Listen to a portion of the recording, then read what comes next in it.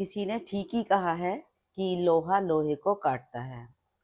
हम अपने आसपास होने वाली जो चीज़ें हैं, उनको यदि ऑब्ज़र्व करें, तो हम देखते हैं कि जो स्ट्रॉन्ग व्यक्ति है, ताकत से स्ट्रॉन्ग है, वो जो है कभी भी अपने से ज़्यादा स्ट्रॉन्ग व्यक्ति को परेशान नहीं करता।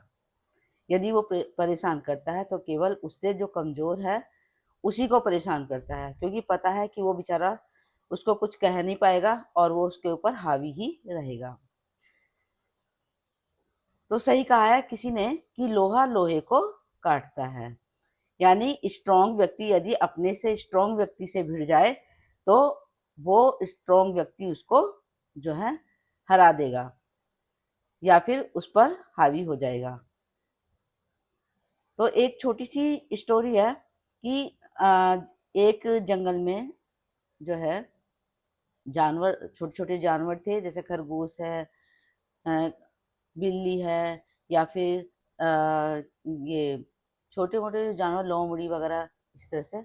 और उसी जंगल में एक शेर भी रहता था। तो शेर क्या करता था, डेली के डेली जो है जब भी मौका मिलता किसी न किसी जानवर को मार कर खा जाता था।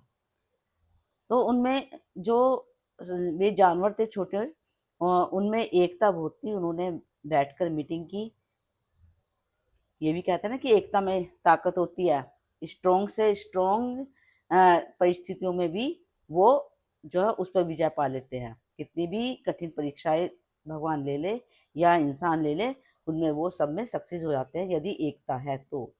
तो उन्होंने अपनी एकता की जो है सूझबूझ दिखाई और ये तय किया कि चलो शेर से हम बातें करते हैं और किसी स्ट्रॉन्ग जानवर से ही उसकी भिड़ंत करा देते हैं।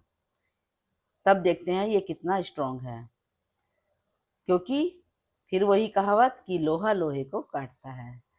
अब वो शेर के पास गए, लेकिन दूर से ही बात की कि आप रोज़-रोज़ एक जानवर को मारते हो, खाते हो, इससे आपका पेट भी नहीं भरता है, तो आप क्यों ना एक बड़े जानवर को जो है मार दो और वो आपका कई दिन का भोजन बन जाएगा।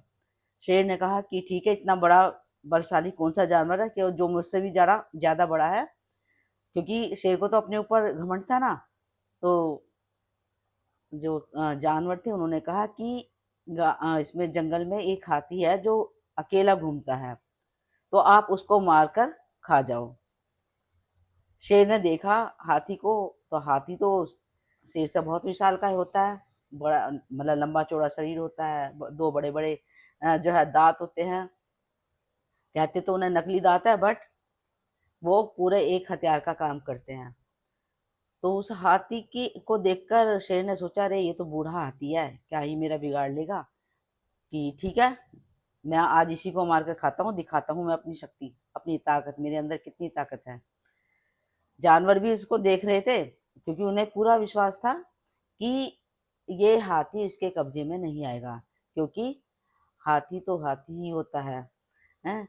विशालकाय, बेशक जो है वो चलता चलता है, दौड़ता नहीं है, लेकिन जब वो अपनी तेज चाल पर आ जाए ना, तो वो ट्रेन को भी हरा देता है। ऐसा मैंने सुना है, देखा नहीं है। ठीक है? तो अब क्या हुआ कि शेर गया और हाथी पर उसने झपट्टा मारा।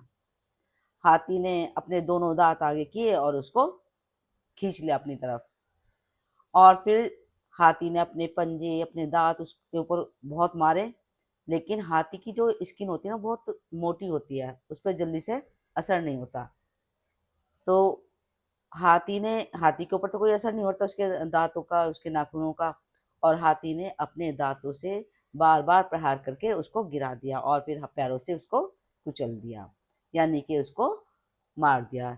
तो कहावत सिद्ध हो गई कि लोहा लोहे को काटता है, कि जैसा व्यक्ति है उसको वैसे ही व्यक्ति से उसकी भिड़ंत करा दो। बाकी जो है हम अपने से ताकतवर से क्यों भिड़ें?